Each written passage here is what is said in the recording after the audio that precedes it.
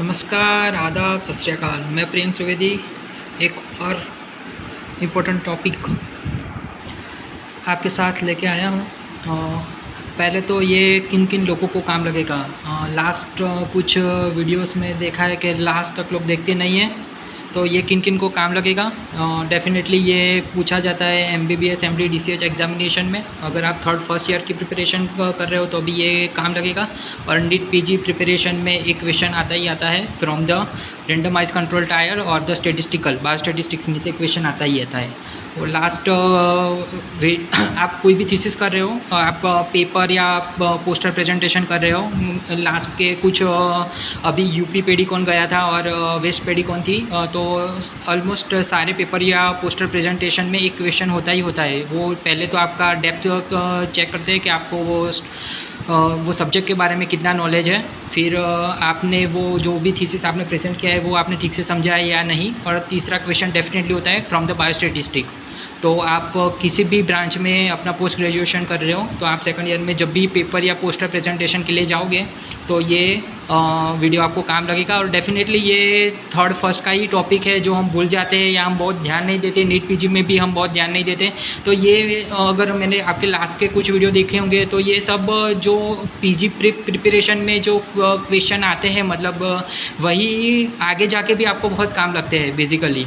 तो ये बहुत समझने की बात है। लोग बोलते हैं कि अभी मैं PG प्रिप की प्रिपरेशन कर रहा हूँ, मैं गायनेक का क्यों पढ़ रहा हूँ, मैं तो पीडियाट्रिशियन बनना चाहता हूँ या मैं ऑर्थोपेडिक बनना चाहता हूँ, तो मैं मेडिसिन क्यों पढ़ रहा हूँ। तो ये सारी की सारी चीज़ें आपको कहीं ना कहीं कभी ना कभी काम ही लगेगी। Knowledge is the thing which will never be, मतलब वो कभी वेस्ट नहीं जाता है। तो ऑलवेज़ जो भी आप पढ़ रहे हो वो ऑलवेज़ पूरे लगाव के साथ पढ़ो, अंडरस्टैंड करने की कोशिश करो और डेफिनेटली वो आपको कहीं ना कहीं काम लगेगा।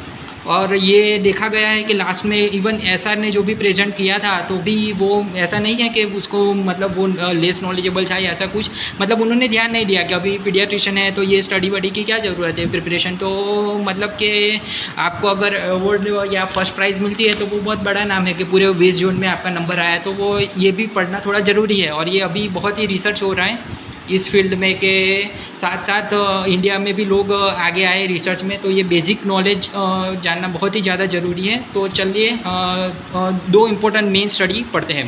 पहला कि जो है केस कंट्रोल स्टडी। बेसिकली वो क्या है कि एक आपका ऑब्जर्वेशनल स्टडी है। तो आपने देखा कि नाम क्या है, केस वर्सेस कंट्रोल। तो स्टडी ग्रुप में केसेस होंगे और कंट्रोल ग्रुप में क्या होता है, केस नहीं मतलब विदाउट डिजीज पेशेंट। ये मेन थिंग है। आप स्टडी ग्रुप और कंट्रोल ग्रुप क्या है उस पर ही ये डिपेंड करता है। ये बहुत से सारे अलग अलग टाइप के MCQ बना देते हैं इसमें। तो उसका बेसिक कॉन्सेप्ट यही है कि आप देखो कि स्टडी और कंट्रोल ग्रुप कौन सा है। अगर स्टडी ग्रुप केसेस है, कंट्रोल ग्रुप विदाउट डिजीज़ वाला पेशेंट है तो वो केस कंट्रोल स्टडी है। जैसे कि एग्जाम्पल लेते हैं कि लंग कार्सिनोमा पेशेंट, तो आपने 50 पेशेंट लिए लंग कार्सिनोमा के, 50 पेशेंट लिए विदाउट लंग कार्सिनोमा के, तो वो टाइप हुआ केस कंट्रोल स्टडी, बराबर। आपने अब आप ऑब्जर्व करोगे, आप कहीं भी जाते हो मेडिसिन में डिपार्टमेंट में जाके और 50 फाइल ले लेते हो और लंग कार्सिनोमा पेशेंट की, और 50 फाइल लेते हो विदाउट लंग कार्सिनोमा पेशेंट की, बराबर। आप पूरी फाइल को ऑब्जर्व करते हो। तो ये क्या हुआ, अभी ये आपने समझ लिया तो इसी से आपको एडवांटेज और डिसएडवांटेज पता चल जाएगा। ये रिलेटिवली चीप स्टडी हुआ। आपने 50 फाइल निकाली और फटाफट डिफ्रेंशिएट कर दिया। तो ये type of relatively cheap study, easily done, तुरंत ही पता चल गया। 2 घंटे का या 3 घंटे का ही टाइम लगा। और नो अट्रिशन। अट्रिशन क्या है, अट्रिशन मतलब कि over a period of time वो डिके होता है कि नहीं। अगर अभी आप दूसरे जो स्टडी में पढ़ा था उसमें कोहर्ट में देखोगे कि आप लॉन्ग ड्यूरेशन स्टडी है तो उसमें क्या रहता है कि सारे subject over the duration of time नहीं रहते हैं। कुछ लोग को हम लॉस्ट ऑफ फॉलोअप हो जाता है, कुछ लोग एक्सपायर हो जाते हैं अगर ओल्ड एज के, अगर GC पुअर है तो वो इसमें नहीं है। आपने तो 50 फाइल ले ली विथ डिसीज़ की विदाउट डिसीज़ की, तो अट्रिशन का कोई सवाल ही नहीं है। ये भी इसका बेनिफिट है, नो अट्रिशन। अदर इज हॉथर्न बायस। ये क्या है हॉथर्न बायस? हॉथर्न बायस इज़ अ बिहेवियर बायस। अगर आपने मानो कि ये स्टडी लिया उसमें लंग कार्सिनोमा और विदाउट लंग कार्सिनोमा, वो एक एट द पॉइंट स्टडी हुआ, ऑब्जर्वेशनल स्टडी, तो इसमें इसकी भी इफेक्ट नहीं है। हॉथर्न बायस क्या होता है वो भी नेक्स्ट स्टडी से आप ज़्यादा और अच्छे से समझोगे। Basically it is a behaviour science. अगर आप देखोगे कि ये अगर केस कंट्रोल स्टडी नहीं होता और over the period of time study होता, कि अगर आप रिस्क फैक्टर को लेकर स्टडी करते हो तो वो उसका बिहेवियर चेंज होता है। वो आप आगे समझोगे। और इसमें देखो कि आपने लिए 50 पेशेंट लंग कार्सिनोमा के, 50 पेशेंट विदाउट लंग कार्सिनोमा के। अभी आप पूरा केस पेपर का स्टडी कर रहे हो कि स्मोकिंग है कि नहीं, एसोसिएटेड अल्कोहल है कि नहीं, और दूसरे भी अगर रिस्क फैक्टर है, ओवर पॉल्यूशन है कि नहीं, और कहीं पे अगर वर्क कर रहा है तो वर्किंग के साथ एसोसिएटेड है कि नहीं। तो आपने एक ही स्टडी में मल्टीपल रिस्क फैक्टर असेस कर दिए, तो ये भी इसका बेनिफिट हुआ, बराबर। इतने इसके बेनिफिट है। अभी डिसएडवांटेज क्या है, आपने देखा कि एक ही टाइम पे आपने स्टडी ले लिया, बहुत सारे एडवांटेज है, लेकिन डिसएडवांटेज क्या है, इसमें हम बेसिकली एक ही टाइम पे स्टडी करते हैं, तो इसका एसोसिएशन उतना स्ट्रॉन्ग नहीं है। दूसरे जो बायोस्टैटिकल स्टडी है उसके मुताबिक इसका इतना स्ट्रेंथ ऑफ एसोसिएशन इतना पावरफुल नहीं है, बराबर है। अगर हम चीपली स्टडी कर रहे हैं, बहुत ज़्यादा हम खुद ऑब्जर्वेशन नहीं कर रहे, ये हमने जस्ट फाइल से चेक किया, फाइल में इंफॉर्मेशन किसने दी, रिलेटिव ने, अगर वो सही है कि नहीं तो इतनी रिलायबल नहीं है। तो मे भी हो सकता है कि वो झूठ बोल रहा हो, अभी शायद वो भूल गया हो, उसने मानो कि स्मोकिंग किया है तो 5 ईयर ही किया है, लेकिन वो बोलता है कि नहीं मैं 10 साल से कर रहा हूँ, या तो 10 साल से कर रहा है और बोल रहा है कि मैं तो नहीं अभी 2-3 साल से ही कर रहा हूँ, तो ऑल चांसेस है। तो इसको इतना स्ट्रॉन्ग स्टडी नहीं माना जाता है। और इसमें जो कैलकुलेट होता है वो ओड्स रेशियो होता है। तो वो कैसे कैलकुलेट होता है, हम लेते हैं लंग कार्सिनोमा और without lung carcinoma, smoking present, smoking absent. तो जो अगर क्रॉस में जो स्टडी बनता है AD डिवाइडेड बाई BC, उसको हम ओड्स रेशो बोलते हैं। तो ये हम बोल सकते हैं कि इतना ओड्स से ज़्यादा है इसका कंपैरिजन व्हेन पेशेंट स्मोक करता है, तो इसका इतना ओड्स ज़्यादा है compare to non smoking patient. तो ओड्स बोलते हैं, ऐसा नहीं बोलते कि ये 20 times higher chances of risk है, इतना स्ट्रॉन्गर एसोसिएशन नहीं है, बराबर। अभी हम दूसरे स्टडी पे जाते हैं जो कि कोहॉर्ट स्टडी है। हमने देखा केस कंट्रोल स्टडी एक रिट्रोस्पेक्टिव स्टडी है, बहुत सारे एडवांटेजेस है, लेकिन उसका स्ट्रेंथ ऑफ एसोसिएशन उतना स्ट्रॉन्ग नहीं है। तो ये दूसरा स्टडी उसका उल्टा है। वो क्या है, बेसिकली लॉन्गिट्यूडिनल स्टडी है। लॉन्गिट्यूडिनल स्टडी मतलब over a period of time. तो केस कंट्रोल में हमने देखा कि केस में क्या था विद डिजीज़, कंट्रोल में क्या था विदाउट डिजीज़, वो उसका हॉलमार्क फीचर है। तो इसमें क्या है, केस कंट्रोल में स्टडी ग्रुप में कौन है विथ रिस्क फैक्टर, और विद कंट्रोल ग्रुप में कौन है विदाउट रिस्क फैक्टर। तो ये कैसा स्टडी हुआ, रिस्क फैक्टर्स के साथ और रिस्क फैक्टर विदाउट। तो हमको 50 पेशेंट लेने होंगे अभी कि जो स्मोक करते हैं, और 50 पेशेंट ऐसे लेने होंगे जो स्मोक नहीं करते। उसको over a period of time observe करता रहना पड़ेगा। 1 ईयर के बाद फिर से बुलाना पड़ेगा, देखने का है कि उसमें चेंजेस हुआ है कि नहीं लंग में। फिर से दूसरे साल पे बुलाएंगे। तो ये over the period of 10 duration study है।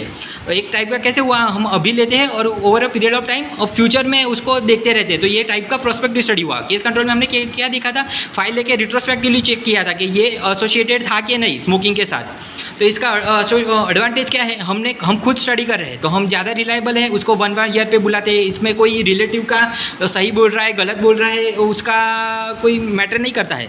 तो इसमें ये strength of association is much stronger है। तो इसमें क्या कैलकुलेट होता है, इसमें ऑड्स रेशियो नहीं कैलकुलेट होता है, इसमें एट्रिब्यूटेबल रिस्क और पॉपुलेशन एट्रिब्यूटेबल रिस्क कैलकुलेट होता है। एट्रिब्यूटेबल रिस्क बेसिकली क्या है, इंसिडेंस अपॉन एक्सपोज और incidence upon non expose. Incidence हम कब कर सकते हैं कि इसमें इतना इंसिडेंस है जब हम उसको over the period of time check करें, और न्यू पेशेंट कितने हैं, जिसमें हमने रिस्क फैक्टर देखा उसमें न्यू पेशेंट कितने, उसको हम इंसिडेंस बोलते हैं। तो ये कोहॉर्ट स्टडी से चेक होता है। और हमने देखा कि स्मोकिंग लिया, कंट्रोल ग्रुप में नो स्मोकिंग लिया। तो अभी स्मोकिंग की मल्टीपल इफेक्ट कि CVS में क्या इफेक्ट हो रहा है, CNS में क्या इफेक्ट हो रहा है, कोई कार्सिनोमा के साथ एसोसिएटेड है कि नहीं, एथेरोस्क्लेरोसिस होता है कि नहीं। तो multiple disease associated with respecter with single study हम चेक कर सकते हैं। केस कंट्रोल में क्या था, मल्टीपल रिस्क फैक्टर हम चेक करते थे, इसमें मल्टीपल डिसीज हम चेक करते हैं। लेकिन डिसएडवांटेज क्या है, हम खुद पेशेंट को बुलाते रहते हैं, over the long duration time है। तो ये कॉस्टली स्टडी हुआ, एक ईयर पे उनको बुला के हमको एक्सरे करके देखना पड़ेगा कि भाई लंग कार्सिनोमा हुआ है कि नहीं, कोई चेंजेस है कि नहीं। एथेरोस्क्लेरोसिस है तो कोलेस्ट्रॉल लेवल चेक करना पड़ेगा कि एसोसिएटेड विथ एथेरोस्क्लेरोसिस है कि नहीं, बराबर। टाइम कंज्यूमिंग है। इसमें एक एथिकल इशू होता है। ये एथिकल इशू क्यों होता है इसमें, अभी हमने देखा कि स्मोकिंग लिए पेशेंट 50 और विदाउट स्मोकिंग लिए 50। अभी स्मोकिंग वाले को बहुत ज़्यादा इफेक्ट आ रही है। स्मोकिंग वाले को हमने 3 साल पे ही देख लिया कि भाई जो स्मोकिंग वाले हैं उसमें 50 से ऑलमोस्ट 25 या 30 लोगों को लंग कार्सिनोमा हो रहा है। तो फिर उसको हम लॉन्ग ड्यूरेशन तक कंटिन्यू नहीं कर सकते। ये तो बेसिकली हमको मतलब भले ही स्टडी बेसिकली 10 ईयर का था, लेकिन बीच में ही हमको बहुत ज़्यादा उसकी साइड इफेक्ट देखने को मिली। तो इसमें एथिकल इशू बहुत ज़्यादा रहते हैं, जबकि वो केस कंट्रोल में नहीं रहते। अट्रिशन प्रेजेंट, अट्रिशन क्या है, हमने 50-50 लोगों को स्मोकिंग वाले को लिया, लेकिन वो अभी अगले साल आएंगे नहीं आएंगे, उस हमको तीसरे साल पे बुलाया तो उसमें से हो सकता है कि दूसरे साल 50 में से 48 ही आए, तीसरे साल वो 48 में से 46 ही आए। तो अट्रिशन मतलब ये डीके हो जाते हैं, वो बहुत ज़्यादा है। और हॉर्जन बायस जो हमने केस कंट्रोल में दिखाया था, अभी आपने 50 लिए स्मोकिंग वाले ग्रुप को, 50 लिए नॉन स्मोकिंग वाले ग्रुप को। अभी आप स्टडी कर रहे हैं तो वो पेशेंट को भी पता ही होगा, या तो ये जो स्टडी ग्रुप को भी पता ही होगा। तो स्टडी ग्रुप वाले को हम जब जब बुलाते हैं तो उनको पता चल जाता है कि भाई ये तो एसोसिएटेड लंग कार्सिनोमा हो रहा है। हम जो ग्रुप में थे उसमें से ऑलमोस्ट 20 को तो लंग कार्सिनोमा हो गया। तो अभी हो सकता है कि जो स्मोक कर रहा है वो स्मोकिंग छोड़ दें। तो ये मतलब बिहेवियर चेंज हो गया पेशेंट का, जो केसेस ग्रुप में था विथ रिस्पेक्टर वो विदाउट रिस्पेक्टर हो गया। और उल्टा भी हो सकता है, विदाउट रिस्पेक्टर हो लेकिन उसको भी मन किया कि नहीं अभी मैं भी मूवी देखा कि भाई मैं भी स्मोक करना चालू कर देता हूँ, तो वो जो कंट्रोल ग्रुप था वो केस में चला गया, केसेस में चला गया। तो ये हॉर्जन बायस है, ये एसोसिएटेड होता है कोहॉर्ट ग्रुप में। अभी एक वर्ड आया है रिट्रोस्पेक्टिव कोहॉर्ट। तो बेसिकली क्या है, अभी अपने तो आप बोलेंगे भाई प्रियंक तूने तो अभी बोला कि कोहॉर्ट मतलब ऑलवेज प्रोस्पेक्टिव स्टडी, तो ये रिट्रोस्पेक्टिव कहाँ से आ गई। तो इसमें मैंने बेसिकली क्या बोला कि इससे नहीं देखना है वर्ड कौन सा स्टडी है, प्रोस्पेक्टिव है रिट्रोस्पेक्टिव है, वो नहीं देखना है। हमको देखना है स्टडी ग्रुप कौन सा है और कंट्रोल ग्रुप कौन सा है। तो इसमें हम स्टडी ग्रुप रिस्पेक्टर वाला ही लेते हैं और कंट्रोल ग्रुप विदाउट रिस्पेक्टर वाला ही लेते हैं। तो ये कोहॉर्ट हो गया। तो अभी आप बोलोगे तो भाई ये प्रियंक ये रिट्रोस्पेक्टिव कहाँ से हो गया। तो हम क्या करते हैं, फाइल लेते हैं 50 पेशेंट की, और विदाउट 50 पेशेंट की जो फाइल लेते हैं उसमें हम या तो ज़्यादा फाइल लेते हैं, उसमें हम देखते हैं कि स्मोकिंग वाला कहाँ पे है। वो अभी की फाइल नहीं होती है, वो 5 ईयर पुरानी फाइल होती है या 10 ईयर पुरानी फाइल होती है। जो स्मोकिंग सब डेटा अभी तो मिल ही जाता है, मतलब प्रीवियस डेटा से भी हम कैलकुलेट कर सकते हैं। तो हमने प्रीवियस डेटा में जो फाइल निकाली उसमें से हमको 50 ऐसी फाइलें मिली कि जिसमें जो हिस्ट्री में था, जो बिहेवियर हिस्ट्री में उसमें स्मोकिंग प्रेजेंट था, और 50 ग्रुप ऐसे लिए जो जिसमें स्मोकिंग नहीं था। अभी वो 50 वाले को अभी स्टेट में हमने फ़ोन करके पूछ लिया कि भाई कोई चेंजेस है या अभी एक एक्सरे करवा के चेक कर लिया।